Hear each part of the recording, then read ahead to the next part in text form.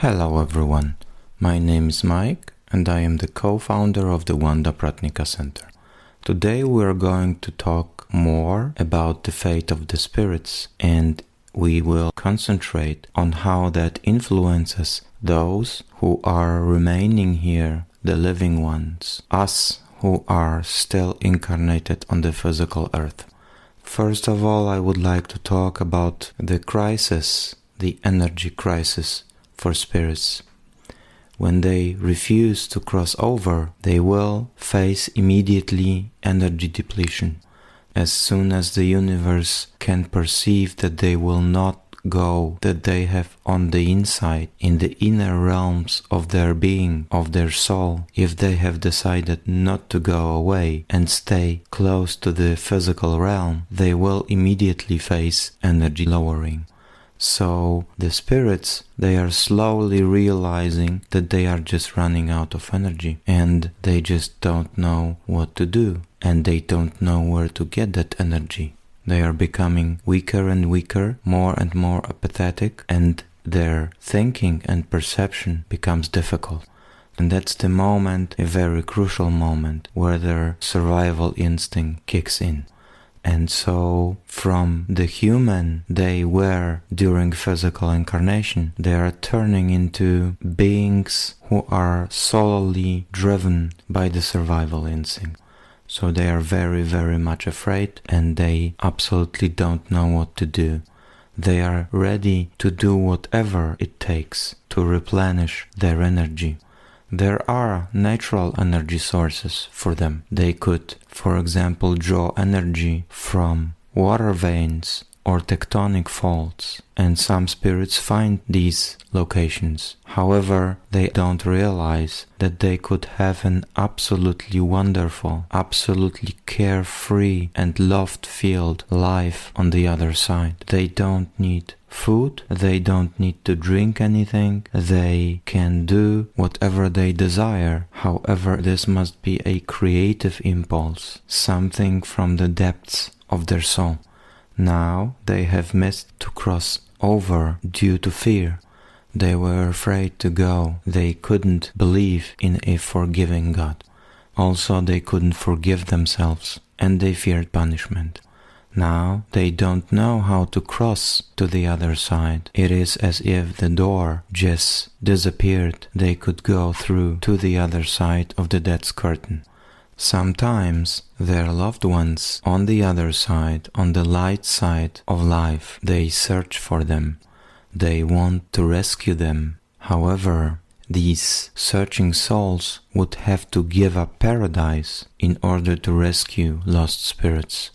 They would have to lower their vibration and cross over through the death's curtain. And that means a great danger to those souls who have already decided to be on the other side. Because if you cross the curtain, then you could potentially return to the lower astral world, where they would have to suffer because of the low vibrational levels. Such a search can take a very long time and remain completely unsuccessful. This is because this is an unnatural process. The only way is up, and the way back can be very, very difficult. There are, however, means to help such souls. First is the prayer of the remaining ones. They could pray for the soul. The best prayer is to just visualize the soul who has just passed to the other side in a wonderful light in paradise. Also, spiritual guides could come and rescue such souls and lead them to the other side. This is, however, also not painless. They need to lower their vibrational level too, and that dramatically. Also, exorcists are able to help. However, the exorcist needs to know that there is a soul who is suspended between earth and heaven. Sometimes we have a situation where spirits spend hundreds of years on the other side. Many of such souls are from previous millennia. Sometimes only accidentally can they be helped. When an exorcist, for example, helps a spirit and then there are already other souls waiting to be rescued. Many spirits don't recognize natural energy sources, so they see their only chance in stealing it from people and from nature. Some souls just don't care, and others feel guilty. They know subconsciously that they are doing something wrong, that they are taking life of other souls. The guilty ones usually don't attach to a specific person. They are just taking small amounts from many people. They just go around in large groups of people. The fact that is very obvious here is that all earthbound spirits must find an energy source in order to function. They cannot go on without that energy.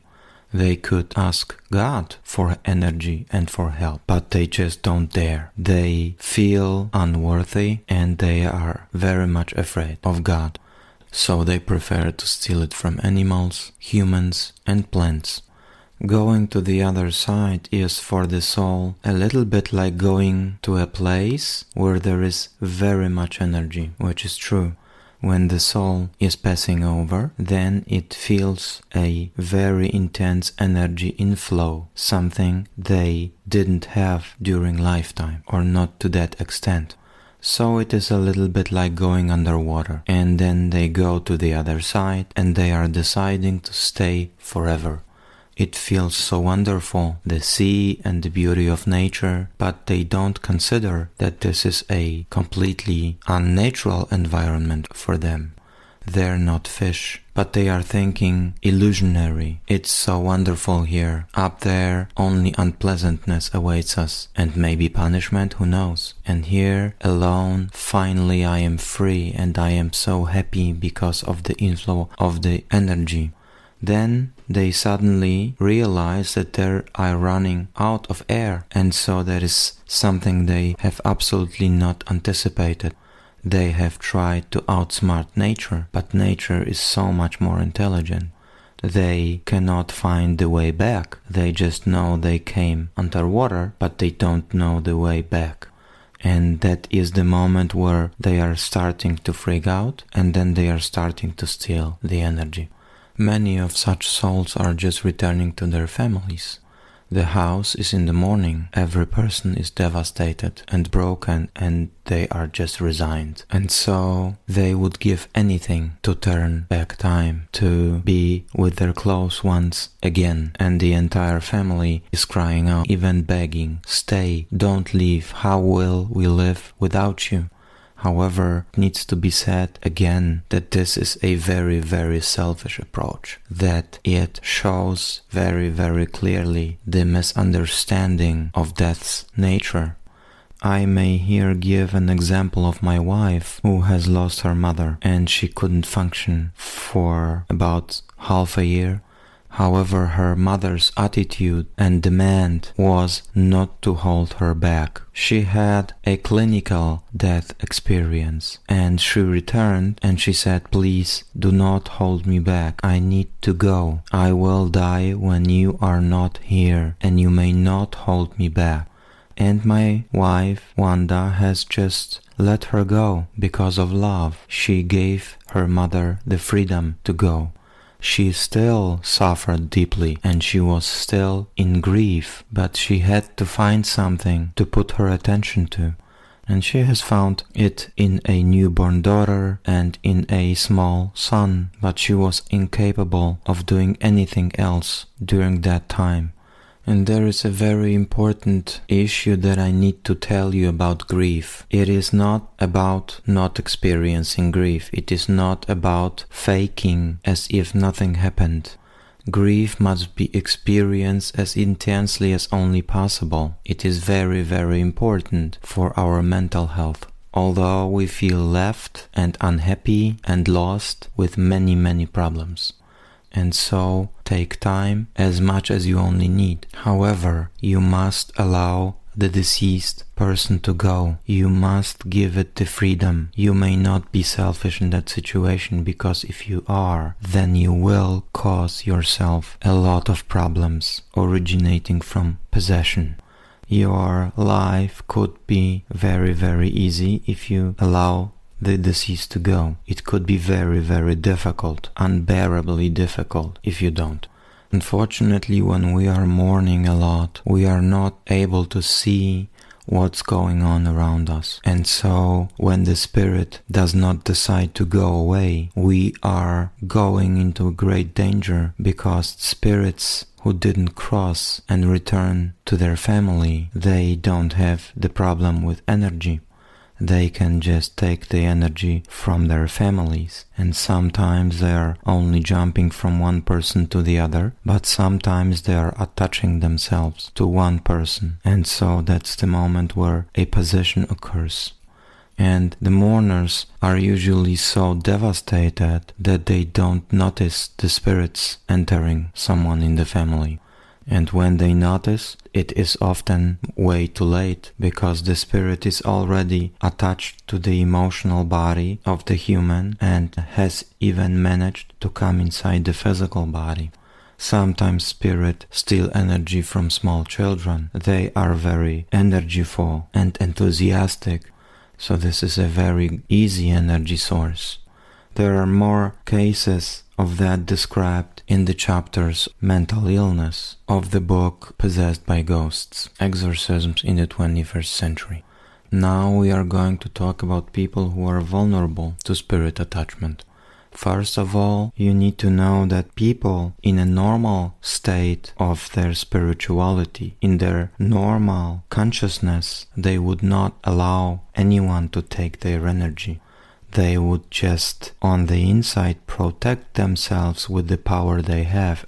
Every soul has that power, and they would not allow anyone to enter them.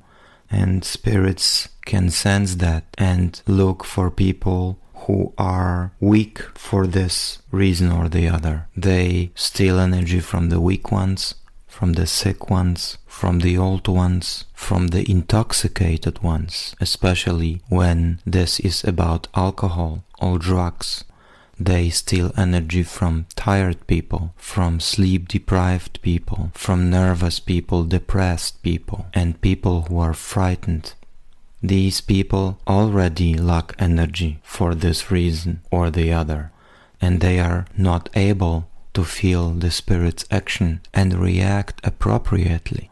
And so a person usually doesn't suspect that they have companions with whom they need to share their energy portion from God.